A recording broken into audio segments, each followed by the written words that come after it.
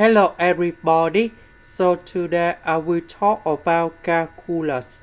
The topic today is about integration. So now I will show you how to answer. We need to use about integration by parts.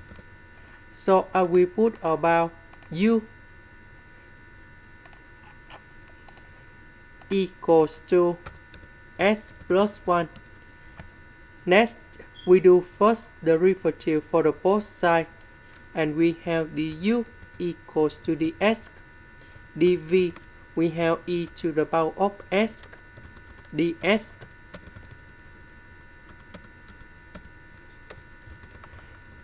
So, the integration of this one, we have v equals to e to the power of s.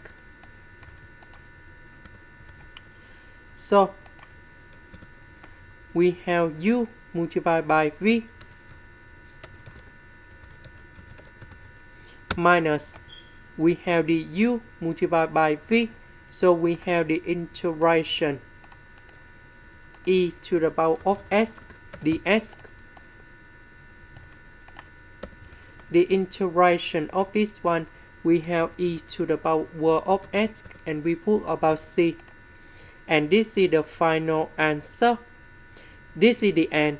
Thank you for watching.